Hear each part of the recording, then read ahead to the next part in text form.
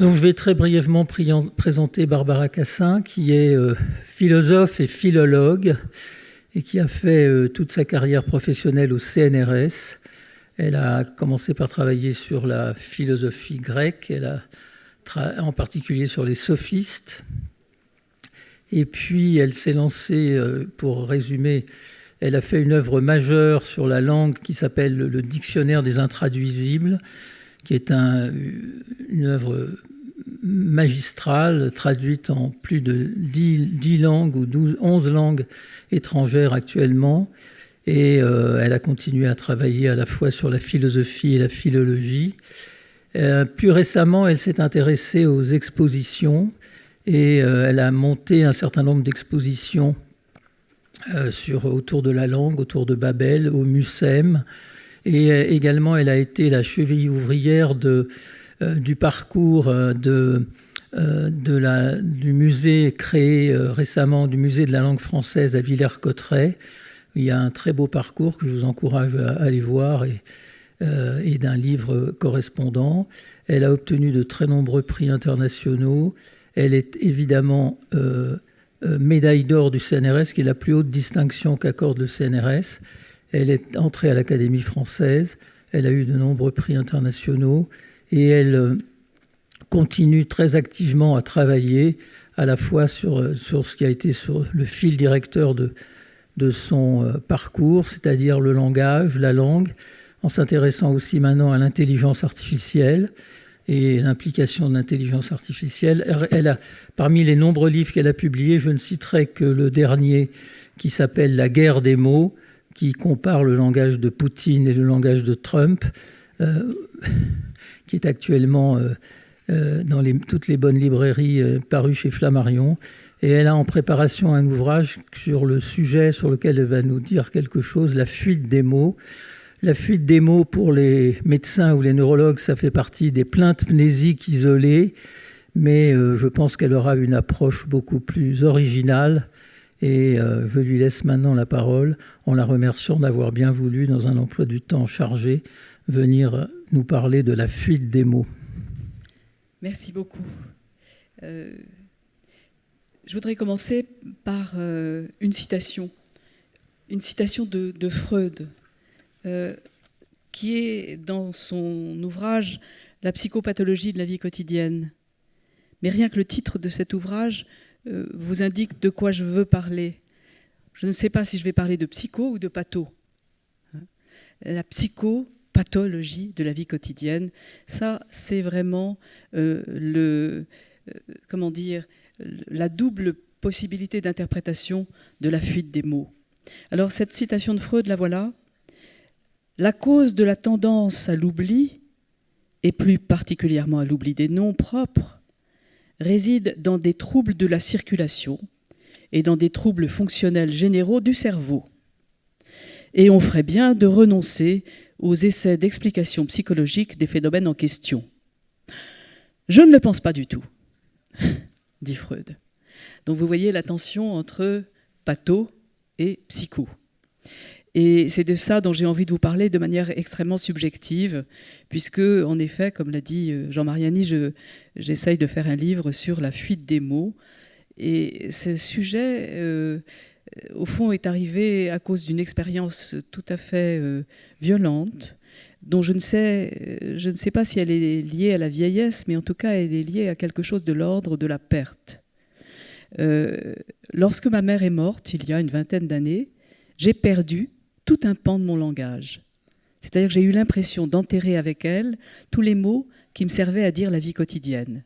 Je ne pouvais plus dire faire cuire une soupe ou épousseter un meuble. Et puis c'est revenu.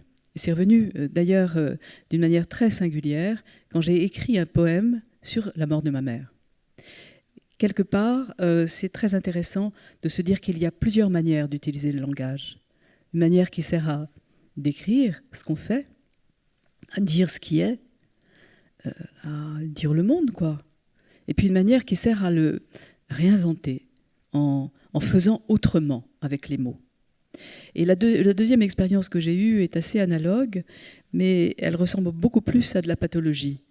La deuxième expérience, c'était à un moment où je me suis retrouvée toute seule en Corse, cette Corse que nous partageons d'ailleurs avec Mariani.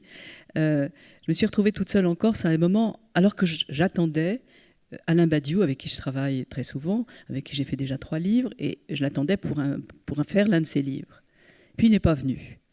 Et comme pour travailler, j'écarte tout le reste, j'écartais tout le monde, et j'étais vraiment seule dans ce bout du monde qu'est mon village en Corse. Et alors, je me suis mise à parler tout à fait autrement. C'est-à-dire que j'ai continué à me parler, je me suis parlé tout le temps. Vous savez, ça, se parler à soi-même, c'est quelque chose, j'allais dire, de très naturel. Quand on étudie le grec, par exemple, on voit que tous les héros grecs se sont parlés à eux-mêmes. Et il y a même un très beau livre de Jacqueline de Romilly qui s'appelle « Patience, mon cœur ». Bon, qui est ce que dit Achille à son cœur. « Patience, mon cœur ». Bon. Je me suis parlé à moi-même, mais je n'utilisais qu'un seul mot. Et un mot que rien ne me proposait d'utiliser, c'était le mot India Rubber. Ça veut dire gomme arabique, ça veut dire gomme en anglais. Et au lieu de dire où est-ce que j'ai mis mes lunettes ou quelle belle soirée, je disais mais oui, mon India Rubber. Oh, quelle belle India Rubber. C'était le seul substantif que j'avais à ma disposition. Et ça ressemble un peu à une pathologie, une amnésie de Wernicke, si je ne me trompe pas. Vaguement ? Non ? Un peu. Bien. En plus simple. Oui, bien sûr, c'est une petite partie de la chose. Bref, au lieu de dire machin truc, je disais India Rubber. Et au lieu de me parler normalement, je disais India Rubber. Et donc, c'est à cause de ça que j'ai fait ce livre, que je suis en train d'écrire ce livre. Et à cause d'une expérience annexe qui est que j'ai posée lorsque ChatGPT est apparu dans le paysage. Je lui ai posé la question, écoute, est-ce qu'il y a des mots qui te manquent ? Il m'a répondu, oui, bien sûr, je ne suis pas complet, je suis une machine, je ne suis pas complet du tout. Je lui ai dit, mais est-ce qu'il y a des mots qui te fuient ? Ah non, je suis une machine, ma mémoire est une mémoire. Bon. Et cette double réaction est assez caractéristique et m'a interpellée au point que j'ai posé ces deux questions à une série de personnalités avec qui j'ai travaillé ou que j'aime énormément et que je respecte.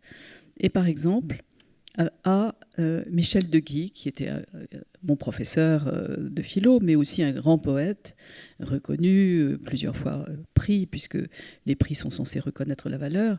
Et il m'a dit des mots qui manquent tout le temps. C'est pas grave, j'en invente. Je lui ai dit, mais comment tu fais ? Je vais dans la zone. Voilà, je vous laisse méditer ça parce que ça me paraît très intéressant. Et j'ai interviewé, je le dis aussi très brièvement, quelqu'un comme Alain Badiou et je lui dis, est-ce qu'il y a des mots que tu perds, des mots ? Oui, tous les noms propres, mais je me dis, mais qu'est-ce qui m'a fait celui-là pour que j'oublie son nom ? Voilà.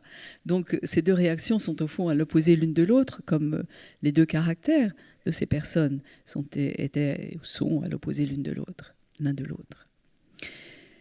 Alors, voilà, c'est à partir de là, au fond, que je me suis mise à réfléchir à ce qu'on perd et quand on le perd et comment on le perd, et si c'est normal ou si c'est pathologique, justement, ou si c'est les deux, et si dans la norme intervient aussi quelque chose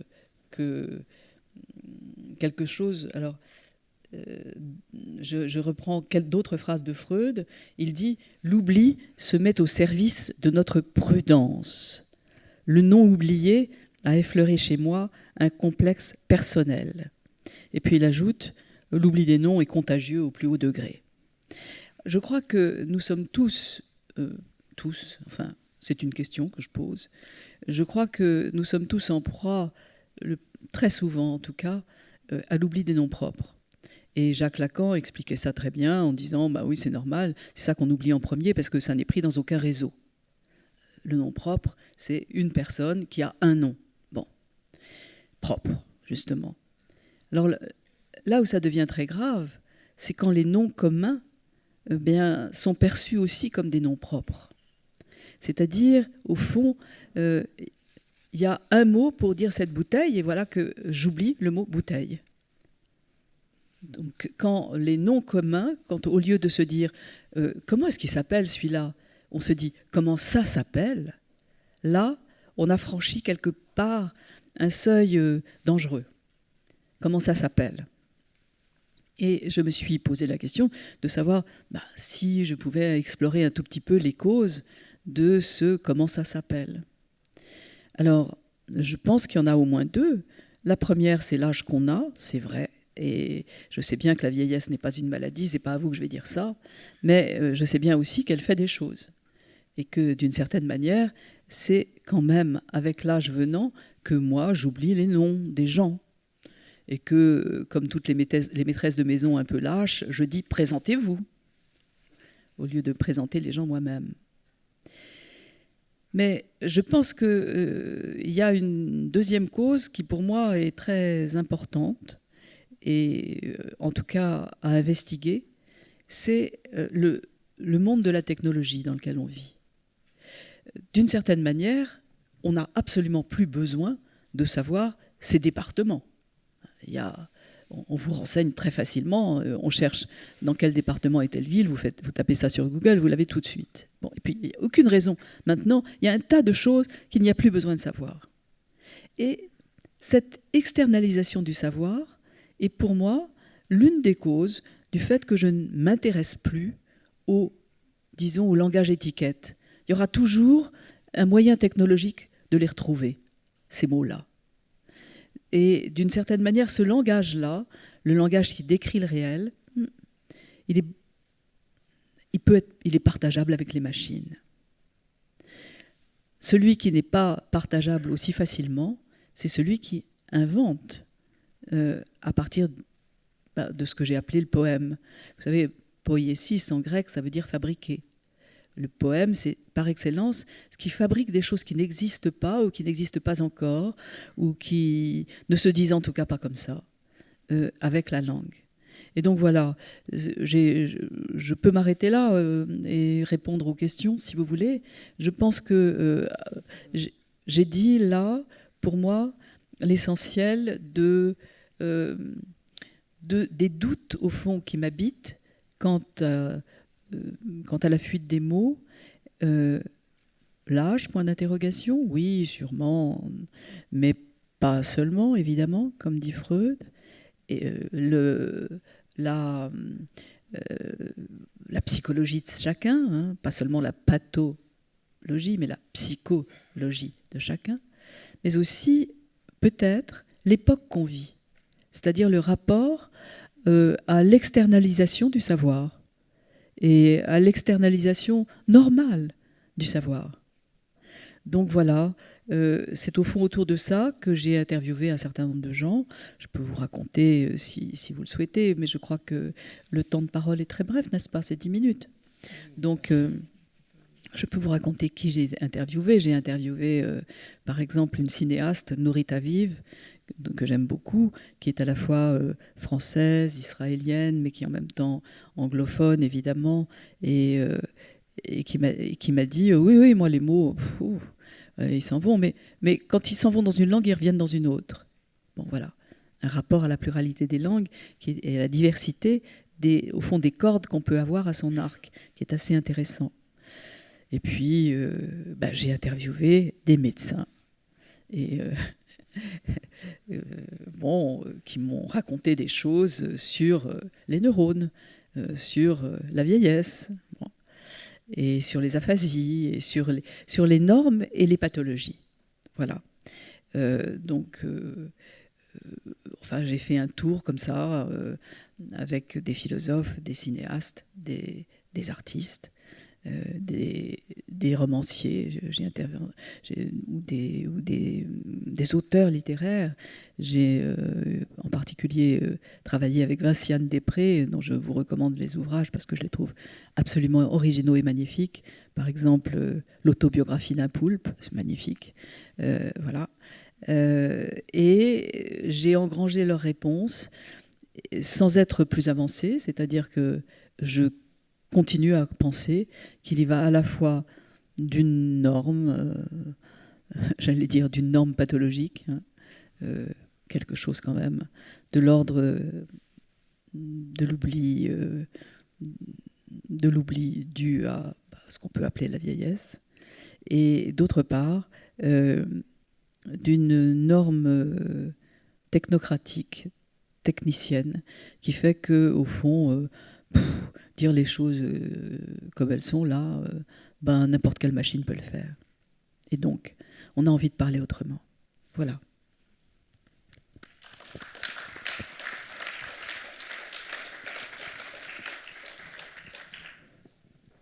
Merci beaucoup.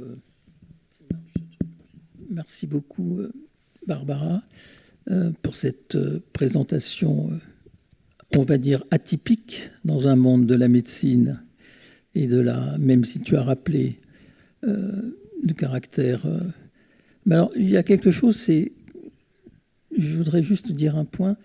Tu dis que quand c'est de l'ordre de la vieillesse, c'est pathologique. D'accord, non, parce que tu sais qu'on distingue les maladies, la nosographie et la pathologie. Je dis, c'est pas à vous que je vais dire que la vieillesse est une maladie. D'accord, on est d'accord.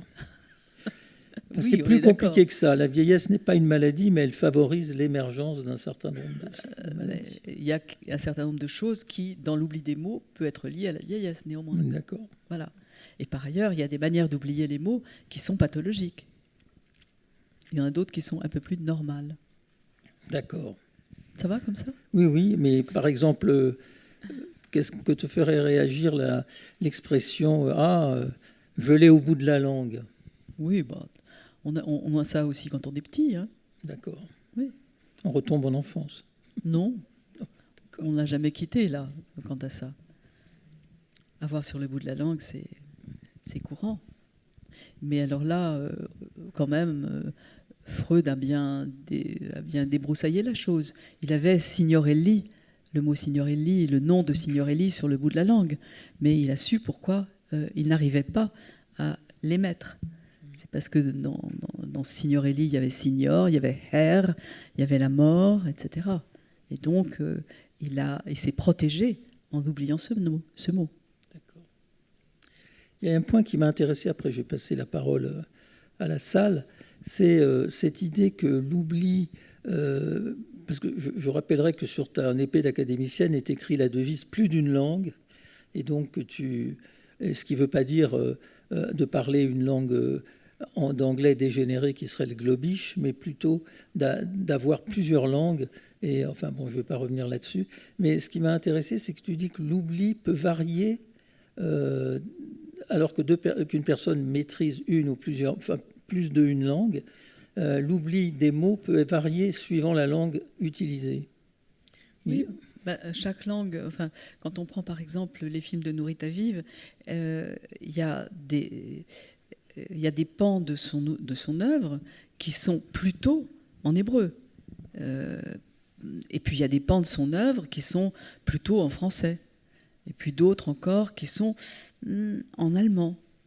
Et donc, ce qu'elle dit, c'est que quand elle oublie un mot dans une langue, il peut lui revenir dans une autre. Elle peut le trouver dans une autre. Et même, il y a certains pans de langage qui lui arrivent plus facilement dans une langue que dans une autre. Mais quand elle l'a retrouvé, est-ce qu'elle retrouve le mot dans la langue où elle l'avait oublié ? Je crois que ça dépend. Mais en tout cas, elle se rend compte que c'est le mot qui lui manquait. Bon, je ne vais pas monopoliser la parole, donc je vous passe. Y a-t-il des questions dans la salle ? Bonjour, ici. Moi, j'étais très intéressé par le lien que vous faites entre l'appauvrissement du langage parce que les machines peuvent décrire. Mais est-ce que vous ne pensez pas que ça appauvrit aussi du coup le dialogue entre les humains, tout simplement ? Et il y a un autre pan de la parole que je trouve, mais qui a discuté sur le fait que est-ce que la machine pourra le faire un jour, c'est la parole performative, au sens d'Austin. Et je me dis que celle-là, pour le coup, elle ne peut être dite que par un être humain. Mais je suis curieux de savoir ce que vous en pensez. Le performatif était effectivement, quand parler, c'est agir, c'est l'acte de parole. Bon, dans la mesure où la machine, jusqu'à présent, et probablement pour toujours, n'est pas en effet un homme, elle ne fera pas un acte comme un homme. Bon. Et elle ne le prétend pas. Je trouve ça très intéressant. Ce que je trouve particulièrement intéressant, moi, avec l'intelligence artificielle, c'est le moment où elle dit « Ah non, non, mais je suis une machine ». Ça, c'est simplement, c'est nous qui lui disons de le dire à certains moments plutôt qu'à d'autres. Donc c'est encore à nous que ça renvoie. Mais vous avez bien raison, je n'imagine pas une machine, disons, une intelligence artificielle performée. Enfin, qu'est-ce qu'elle fait en même temps ?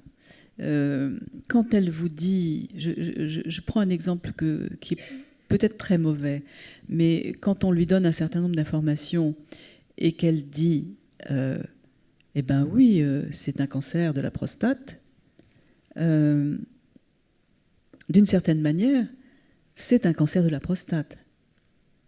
Et il y a là quelque chose comme du réel qui surgit de son dire.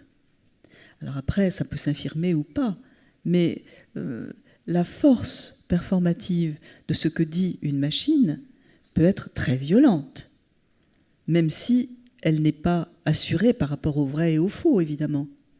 Et même si, enfin, le fait qu'elle soit une machine à tel endroit et à qui on demande telle chose et qui était instruite ainsi, lui donne un certain pouvoir. Et ça, je crois qu'on ne peut pas y échapper. Alors, enfin, c'était une partie de votre question. Le dialogue, en fait, est-ce qu'il ne risque pas de quelque part être réduit avec la fuite des mots vers les machines ? Je ne suis pas sûre de comprendre vraiment comment vous voyez les choses. Si vous laissez la description du réel aux machines, quelque part, comment les humains vont se décrire le réel ? Enfin, bien sûr, je ne la laisse pas aux machines, mais je m'aperçois qu'elles me la volent. C'est pas tout à fait pareil. C'est-à-dire que ça ne m'intéresse plus. Il y a des descriptions qui ne m'intéressent plus parce qu'elles peuvent la faire. Et donc, cette manière de parler, ce que j'appelle très grossièrement le langage étiquette, hein, dire ça, c'est ça, le langage d'identification, ou dire, l'exemple des départements est très clair, vous n'avez vraiment plus besoin. Hein, pas plus qu'il y a besoin d'un poinçonneur des métros. Bon, il n'y a plus besoin. Donc il y a beaucoup de choses qui ne sont plus aussi nécessaires. Et je crains que le langage étiquette ne fasse partie de ces choses. Or, c'est quand même la description du monde, c'est quand même une première utilité, c'est essentiel à ce qu'est le langage. Alors, voilà, je me demande si ça nous ouvre, ça nous ferme peut-être l'intérêt de la description du monde, mais ça nous en ouvre peut-être un autre, qui est quelle est la singularité de la description humaine, c'est-à-dire de la poésie. Alors je sais bien que les machines, si vous demandez à une intelligence artificielle de faire du Victor Hugo, elle va le faire. Et si vous lui demandez de faire quelque chose d'autre, quelque chose de nouveau que personne n'a jamais fait, elle va le faire. Donc, je ne sais pas exactement où ça s'arrête. Tu as dit que les machines ne pouvaient pas avoir d'acte, mais elles peuvent avoir des actions quand même. Donc il y a une différence entre l'action et l'acte. Non, on parlait de la performance, exactement. C'est-à-dire que la performance, la performativité implique... Enfin, je ne sais pas, je croyais répondre à monsieur. C'est une question que j'avais dans la tête. Tu avais dit les machines d'intelligence artificielle ou pas, n'ont pas d'acte, ne peuvent pas développer un acte. Mais acte de langage. On parlait d'acte de langage là. Okay. Un acte de langage a besoin d'être ancré dans celui qui peut le faire. C'est-à-dire que si je dis maintenant, je nous déclare unis par les liens du mariage, ça fait rigoler tout le monde. Mais si c'est un curé qui le dit au bon moment dans une messe de mariage, là, ou un maire, là, il y aura l'acte sera posé. Donc ça dépend de qui profère. Et donc le problème est celui de comment profère une machine. A-t-elle une profération située? Et c'est pour ça que je parlais aussitôt et peut-être bêtement de ce que c'est qu'un diagnostic médical. Parce que là, d'une certaine manière, avoir toutes les informations, avoir un nombre d'informations considérable que le médecin habituel n'a pas exactement ou n'a pas exactement classifié dans sa tête, donne une certaine autorité. C'est d'autorité qu'il s'agit avec l'acte. Est-ce qu'une machine, quand une machine a-t-elle l'autorité et pour quel acte? C'est ça la question. Y a-t-il d'autres questions dans la salle? Moi, je voulais faire un dernier commentaire. Tu as l'air de dire que la fuite des mots, on pourrait dire l'oubli des mots, c'est d'une certaine manière parce que la machine les rend inutiles dans le langage. C'est une question. D'accord. C'est pas une affirmation. Mais est-ce que ça pourrait jouer donc, est-ce que ça veut dire que la fuite des mots existait-elle avant l'irruption de la machine? Oui, oui. Ce que je veux simplement dire... Je ne parle pas de la fuite des mots type maladie d'Alzheimer, mais la fuite des mots du déclin cognitif lié à l'âge, par exemple. Bien sûr qu'elle a toujours existé, enfin je suppose qu'elle a toujours existé. On ne s'en est peut-être pas rendu compte de la même manière.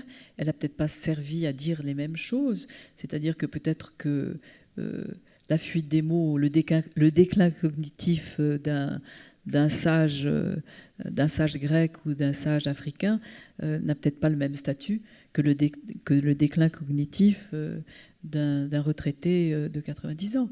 Donc voilà, qui n'a plus d'intérêt dans la vie, disons, qui ne se pense plus intéressant et qui ne croit plus qu'il y ait de l'intérêt à vivre. Donc je veux dire, je ne pense pas que la machine... Quand je parlais de la machine et quand je parlais de l'époque qu'on vit, c'était plutôt que, d'une certaine manière, il y a un certain langage qu'il n'est plus très intéressant de tenir, puisque la machine peut le tenir aussi. C'est ça. Quel est le langage que la machine peut tenir aussi? Et donc, alors à ce moment-là, il n'y a pas besoin de nous. Il faut qu'on cherche une autre manière de parler. Mais donc cette autre manière de parler se situe en particulier par rapport au langage que la machine ne peut pas tenir. Oui, oui. Par exemple, la poésie. Malgré tout, elle peut la tenir, mais est-ce que c'est de la vraie? Là, on est en train de... Je veux dire, la question se repousse tout le temps.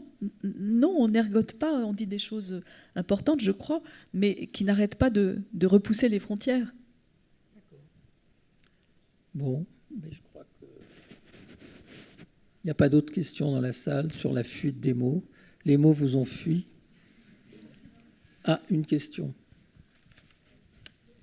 Ce que je trouve intéressant comme idée, c'est que quand les mots vous fuient, vous pouvez en recréer d'autres.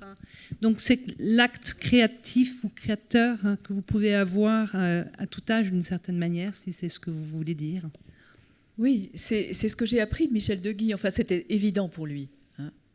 Il y a un plat qui me manque, mais enfin, ça fait rien, j'en invente. Et ce qui m'a beaucoup intéressée, c'est cette indication. Comment tu fais? Je vais dans la zone, mais laquelle?